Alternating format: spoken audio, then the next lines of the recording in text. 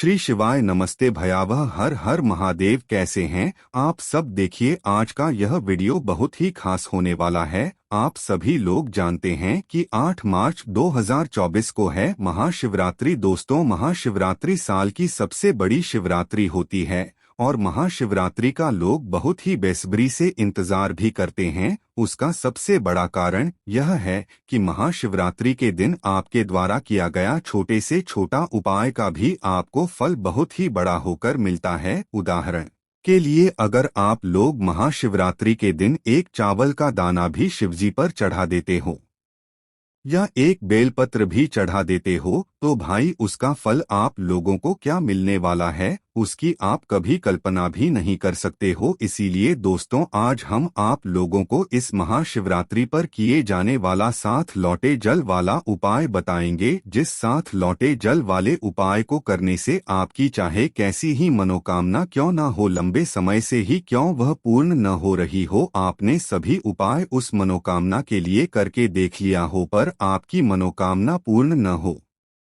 ही हो तो भाई इस महाशिवरात्रि पर आप लोगों को यह 7 लौटे जल वाला उपाय जरूर करना चाहिए, जो कि हम आपको अभी समझाने वाले हैं। सबसे पहली चीज दोस्तों, हम यह समझते हैं कि यह 7 लौटे जल वाला उपाय आपको किसको करना है, कब करना है, कि समय करना है। तो सबसे पहले हम आपको यह चीज बता दें कि इस साल लौटे जल वाले उपाय को घर में से किसी एक ही सदस्य को करना है। जरूरी नहीं है कि सभी इस उपाय को करें, क्योंकि इस उपाय को घर का अगर कोई एक ही सदस्य भी कर लेता है तो भाई उस सदस्य के इस उपाय को कर लेने से उसके पूरे घर परिवार को इस उपाय को करने का फल मिल जाएगा। इसीलिए दोस्तों, इस 7 लौटे जल वाले उपाय को हर घर में से किसी एक व्यक्ति को तो जरूर करना ही करना चाहिए, क्योंकि इस उपाय को करने से आपकी मनोकामनाएं पूर्ण होंगी, साथ ही में आपके घर परिवार की भी मनोकामनाएं पूर्ण होंगी। कि घर की जो बड़ी माताएं बहनें होती हैं, उन माताओं बहनों में से कोई भी एक माता बहन जो है इस 7 लौटे जल वाले उपाय को महाशिवरात्रि के दिन कर सकती है और इस उपाय को करने का फल भी ले सकती है। अब इस उपाय को करने के समय है यह भी आप लोग जान लीजिए। तो देखिए, इस 7 लौटे जल वाले उपाय को करने का जो समय है वह सीधी सी बात है, सुबह का समय है, प्रातः काल का समय है। वैसे दोस्तों, शिवरात्रि के दिन का जो समय होता है, मतलब महाशिवरात्रि के दिन का जो पूरा दिन का समय होता है, यह पूरा ही शुभ समय होता है और पूरे दिन मंदिर खुले रहते हैं। पूरे दिन आप लोग उपायों को भी कर सकते हो, इसमें कोई दिक्कत वाली बात नहीं है। जरूरी नहीं है आप इस उपाय को सुबह के समय ही करो। सुबह के समय किसी कारणवश अगर ना भी कर पाओ तो भाई 11 बजे तक भी अगर आप उपाय को करोगे ना तो भी आपको इस उपाय को करने का फल मिल जाएगा, क्योंकि महाशिवरात्रि के दिन भगवान शिव जी पूरे दिन अपने मंदिर में बैठे रहते हैं कि कौन भक्त आएगा, कौन हमारे हमको प्रसन्न करेगा और हम कब उसकी मनोकामना पूर्ण करेंगे। तो अब हम समझते हैं दोस्तों, ये 7 लौटे जल वाला उपाय आखिर आप लोगों को करना कैसे है। देखिए, विशेष रूप से कोशिश करना इस उपाय को आप महाशिवरात्रि के दिन सुबह सुबह कर लो। घर का कोई एक मुख्य सदस्य भी इस उपाय को करेगा तो इस उपाय को करने का फल उसके पूरे घर परिवार को जरूर मिल जाएगा। ठीक है, तो देखिए, 7 लौटे जल वाला उपाय थे तो सीधी सी बात है कि इसमें हमें 7 लौटे जल की तो आवश्यकता पड़ेगी ही पड़ेगी। अब ये 7 लौटे जल हम लोगों को मिलेगा कहाँ से, हम लोगों को लेना कहाँ से, और इसके साथ में और कौन सी चीज है जो कि हमें उपाय में यहाँ पर काम आने वाली है। तो देखिए, सुबह के समय ही आप लोगों को जो है ये उपाय की तैयारी भी कर लेनी है ना। सबसे पहली चीज दोस्तों, इस उपाय में आप लोगों को 7 लौटे जल के साथ में एक बेलपत्र की भी आवश्यकता होगी। मात्र एक ही बेलपत्र की आवश्यकता होगी, इससे ज्यादा बेलपत्र की आवश्यकता नहीं होगी। तो देखिए, सबसे पहला काम आप लोगों का क्या रहेगा कि आपको यहाँ पर 7 लोटा जल तैयार करना है। यहीं पर आप लोगों के मन में बहुत सारे प्रश्न आएंगे कि यह 7 लोटा जल आखिर हम तैयार कैसे करेंगे, क्या हमें 7 लोटा जल अलग अलग लेकर जाना है या एक साथ लेकर जाना है। तो देख आपको साथ लौटा अलग से लेकर जाने की कोई जरूरत नहीं है, आपको अपने साथ में बस एक बाल्टी रखनी है।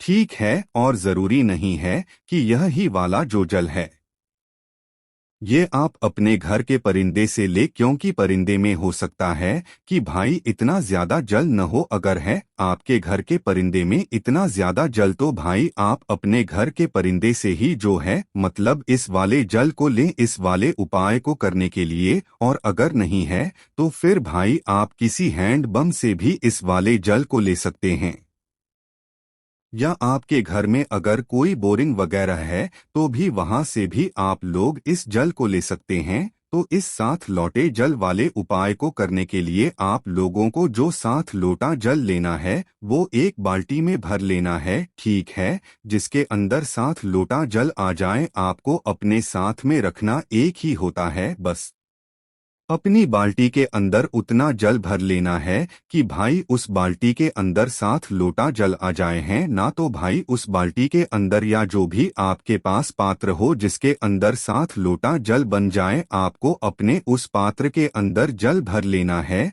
और चाहो अपने साथ में खाली लोटा रख लो, चाहो तो उसे भरकर भी रख सकते हो, पर खाली रखोगे तो भी दिक्कत वाली बात नहीं है, क्योंकि आप अपने साथ में जल लेकर जा रहे हो है। ना तो अपने साथ में एक लौटा रख लेना और जो है साथ लोटा जल जिसके जिस पात्र के अंदर अभी आपने रखा है उसे तैयार करके रख लेना। इसके साथ में दोस्तों एक बेल पत्र आप लोगों को जरूर रख लेनी है, पर कोशिश आप यही करना कि आप लोग पहले बेलपत्र ढूंढने की पूरी कोशिश कर लो, आपको बेलपत्र मिल जाए इस उपाय को करने के लिए, ठीक है। और चाहिए भी कितनी बेलपत्र, मात्र एक ही बेलपत्र चाहिए और ज्यादा नहीं चाहिए, ठीक है।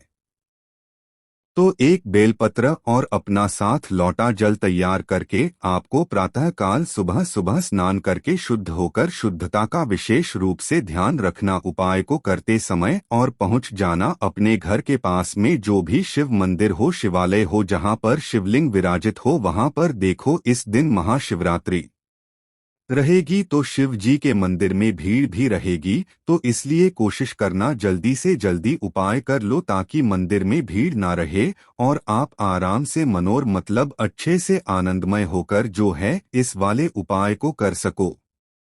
तो भाई सबसे पहले तो आपको भगवान शिव जी के मंदिर के अंदर प्रवेश करना है, ठीक है। भगवान शिव जी के दर्शन करना है, उनसे निवेदन करना है, विनती करना है। और सबसे पहले जाकर दोस्तों आप लोगों को अपना यह वाला उपाय कर लेना है। जरूरी नहीं है कि भाई आप सिर्फ उपाय की सामग्री के लिए लेकर जाओ, आप अपने साथ में महाशिवरात्रि के दिन जो भी आप भगवान शिव जी की पूजा अर्चना करना चाहते हो वो सारी सामग्रियां ले कर जा सकते हो। पर उपाय की जो सामग्री है जो कि साथ लोटा जल और एक बेलपत्र, यह आप लोगों को अलग से ही लेकर जाना है, साथ लौटा ही लेकर नहीं जाना है। आपको मात्र साथ लोटा जल लेकर जाना है। कहने का मतलब यह है कि जिस पात्र के अंदर साथ लोटा जल बन जाए आपको उस पात्र के अंदर एक साथ वह जल भरकर लेकर जाना है और अपने साथ में खाली लौटा भगवान शिव जी के मंदिर के अंदर लेकर पहुंच जाना है, ठीक है। आप भगवान के दर्शन कर लो, दर्शन करने के बाद शिव जी के शिवलिंग के पास में बैठ जाओ, ठीक है, क्योंकि उपाय को करने में थोड़ा सा समय लगेगा। शिवलिंग के सामने भी बैठ सकते हैं हो या कहीं पर पास में भी बैठ सकते हो, पर पास में ही बैठना इस बात का आप लोग ध्यान रखना, ठीक है। तो सबसे पहला काम आप लोगों का क्या रहेगा वह ध्यान से सुनो। देखो आप अपने साथ में दो चीजें लेकर आए हो, एक बेलपत्र और साथ लोटा जल, है ना। जिसमें से अभी हमें सबसे पहले जो काम पड़ेगा वह पड़ेगा दोस्तों एक बेलपत्र से है ना। तो अपनी वह बेलपत्र निकाल लो और जो बेलपत्र आप इस उपाय में प्रयोग कर रहे हो पीटी नहीं होनी चाहिए, बिल्कुल अच्छी वाली बेल पत्र होनी चाहिए, क्योंकि उपाय का फल भी आपको इतना अच्छा मिलेगा जिसकी आपने कभी कल्पना भी नहीं करी होगी, है ना। तो आपने एक बेल पत्र लेना है, उस बेल पत्र को सबसे पहले आपको माता अशोक सुंदरी जी वाले स्थान पर चढ़ा देना है, भगवान शिव जी का नाम लेते हुए। माता अशोक सुंदर जी का जो स्थान होता है वह जलाधारी के बिल्कुल बीचों बीच में होता है, मतलब शिवलिंग होती है, शिवलिंग की जल आधारित होती है। जलाधारी के बिल्कुल बीचों बीच का जो स्थान होता है ना, वह होता है माता अशोक सुंदरी जी का स्थान। कहाँ पर होता है माता अशोक सुंदरी जी का स्थान? जो बिल्कुल जलधारी बिल्कुल बीचों बीच में होता है ना, वह स्थान होता है शिव जी की सबसे छोटी बेटी का। तो सबसे पहले अपनी इस बेलपत्र को आपको माता असुर सुंदर जी वाले स्थान पर चढ़ाना है। ध्यान इस बात का रखना है कि भाई इस बार इस बेलपत्र की जो डंडी का मुख होगा, इस डंडी का मुख जो है आपको जलाधारी की तरफ करके ही रखना है, जहां से जल बहता है और नीचे गिरता है। ठीक है, इस तरीके से आपको अपनी इस एक बेलपत्र को माता अशोक चंद्र जी वाले स्थान पर समर्पित कर देना है। ठीक है, डंडी का मुख जलाधारी की तरफ करके अब दोस्तों कुछ सेकंड से समर्पित रहने देना, जैसे कि 5 से 10 सेकंड तक आप इसे इस बेलपत्र को माता असुर जी वाले स्थान पर समर्पित रहने देना। उस समय के बीच में आप श्री शिवाय नमः का जाप करना। ठीक है, जैसे ही 5 से 10 सेकंड हो जाते हैं भाई, इसी बेल पत्र को आपको वापस से उठाना है। क्या करना है, इसी बेलपत्र को आपको वापस से उठाना है। अब इस बेल पत्र को आपको शिव जी पर चढ़ाना है, एक ही बेल पत्र कि जिसे पहले माता चंद्र जी वाले स्थान पर चढ़ाना है, फिर इसी बेल पत्र को उठाकर आपको शिव जी की शिवलिंग पर चढ़ाना है। बस ध्यान इस बात का रखना है कि जब आप इस बेल पत्र को भगवान शिव जी की शिवलिंग के ऊपर चढ़ा होगा तो इस बेल पत्र की डंडी का मुख आपकी विपरीत दिशा में हो, मतलब कि इस बेल पत्र की बीच वाली बड़ी पट्टी का मुख आपकी तरफ हो। आप जिस तरफ से भी इस बेल पत्र को शिवलिंग पर चढ़ाना है उस तरफ हो, और डंडी का मुख आपके सामने जो भी दिशा हो उस दिशा में जो है आपको इस बेलपत्र की डंडी का मुख करके रखना है। बस ध्यान रखना, बीच वाली बड़ी पट्टी का मुख आपकी तरफ करके आप लोगों को इस बेलपत्र को शिव जी के शिवलिंग के ऊपर समर्पित कर देना है। जैसे ही बेल पत्र को शिवजी की शिवलिंग के ऊपर समर्पित कर देते हो, आप अपना वह पात्र अपने सामने रख लेना जिस पात्र में आप 7 लोट जल लेकर आए हुए हो। ठीक है, वह अपने सामने रख लेना और अपना वह खाली लोटा या जो भी भरा लोटा एक लेकर आए हो, एक ही लोटा लेकर आना है, ज्यादा लेकर नहीं आना है। ठीक है, मात्र 7 लोटा जल की हमें आवश्यकता है, यहाँ पर 7 लोटे की आवश्यकता नहीं है। तो आपको अपना वह लोटा लेना है और अपनी उस बाल्टी में से, उस पात्र में से पहला लोटा जल भरना है। क्या करना है, पहला लोटा जल भरना है और उस पहले लौटे जल को आपको भगवान शिव जी की शिवलिंग के ऊपर एक धारा से धीरे धीरे करके चढ़ा देना है। उपाय को करने में जल्दबाजी बिल्कुल मत करना, यह बिल्कुल मत सोचना कि भाई 7 लोटा जल है तो बहुत समय लगेगा, तो हम जल्दी जल्दी में चढ़ा दें जैसे जल चढ़ाया जाता है। एक धारा से धीरे धीरे करके भगवान शिव जी का नाम लेते हुए श्री शिवाय नमः भी हम बोलते हुए वैसे ही आप लोगों को हर लोटा जल को चढ़ाते जाना है। ठीक है, जैसे कि पहला लोटा जल आपने मतलब अपने पात्र में से भरा शिव जी की शिवलिंग के ऊपर करा और एक धारा से धीरे धीरे धीरे करके आप लोगों को चढ़ाते जाना है। श्री शिवाय नम अस्तु भयंकर जो है मन ही मन जहां भी आप लोगों को करते जाना है। ठीक है, पहला लोटा जल चढ़ा दिया, फिर दूसरा लोटा जल भर लो, दूसरा भी एक धारा दीदी करके चढ़ा दो, फिर तीसरा लोटा जल भर लो, वो भी चढ़ा दो, फिर चौथा लोटा जल भर लो, वो भी चढ़ा दो, फिर पांचवा लोटा जल भर लो, वो भी चढ़ा दो, फिर छठवां लोटा जल भर लो, वो भी चढ़ा दो, फिर सातवां लोटा जल भर लो, मतलब आखिरी वाला जो लोटा है उसको भर लो और वह भी शिव जी की शिवलिंग के ऊपर एक धारा से धीरे धीरे करके श्री शिवाय नमः भी हम बोलकर आप लोग चढ़ा दो। ठीक है, जैसे ही आप लोगों के ये 7 लोटा जल चढ़ जाता है, अब आपके पात्र में जो भी बाकी बचा हुआ जल हो उसको चढ़ाने की जरूरत नहीं है। मात्र 7 लोटा ही आप लोगों को जल चढ़ाना है, इस बात का आप लोग ध्यान रखना। ठीक है, ओस्लो मतलब जो जल बचा हुआ है उसको आप अलग से रख सकते हो। भाई जैसे ही आप लोग अपना साथ लोटा जल चढ़ा देते हो भगवान शिव जी की शिवलिंग के ऊपर, सिर्फ और सिर्फ शिवलिंग के ऊपर ही यह साथ लोटा जल चढ़ेगा और कहीं पर भी नहीं चढ़ेगा। जैसे ही आप यह साथ लोटा जल शिवलिंग पर चढ़ा देते हो तो भाई अपनी जो बेलपत्र आपने शिवलिंग पर चढ़ाई हुई है, जिसके ऊपर अभी आपने साथ लोटा जल चढ़ाया हुआ है, भाई उस बेल पत्र को अब आपको उठा लेना है। भगवान शिव जी का आशीर्वाद समझते हुए उनसे विनती और उनसे मनोकामना बोलते हुए और इस बेल पत्र को उनसे मांग लेना है। ठीक है, शिवलिंग पर बेलपत्र को उठा लेना है और उठाकर भगवान शिव जी का आशीर्वाद समझकर भगवान से विनती कर कर उनको ढोंग देकर इस बेल पत्र को अपने घर पर ले आना है।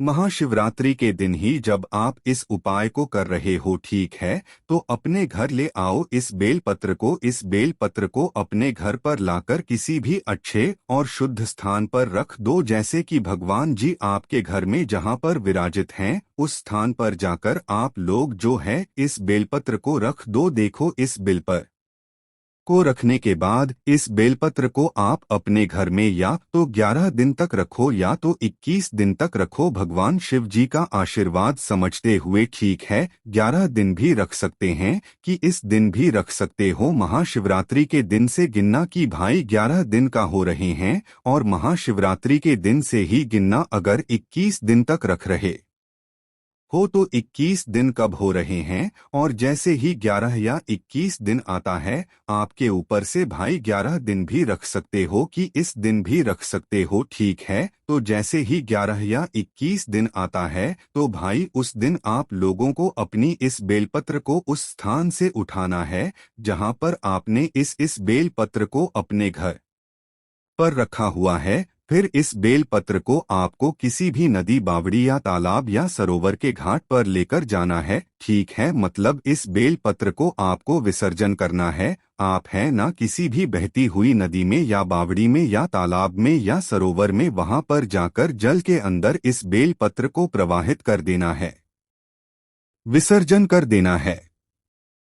ठीक है, और भगवान से अपनी मनोकामना बिल्कुल बोल देना जब आप इस बेलपत्र का विसर्जन कर रहे हो। ठीक है, जैसे ही आप इस बेल पत्र का विसर्जन कर देते हैं, चाहे नदी या तालाब या सरोवर के पास में या जल के अंदर, तो भाई आप उस समय अपनी भगवान से वह मनोकामना एक बार फिर से बोल देना जिस मनोकामना के लिए आप लोग यह वाला उपाय कर रहे हो। एक मनोकामना जब बोलना जब आप अपना 7वां लौटा जल चढ़ा रहे हैं, चढ़ा दिया हो, उस समय बोलना। और एक मनोकामना जब भी बोल देना जब आप इस बेल पत्र का विसर्जन कर रहे हो, तो विसर्जन करने के बाद भगवान से प्रार्थना करने के बाद अब जाकर आपका ये उपाय पूर्ण हो जाता है।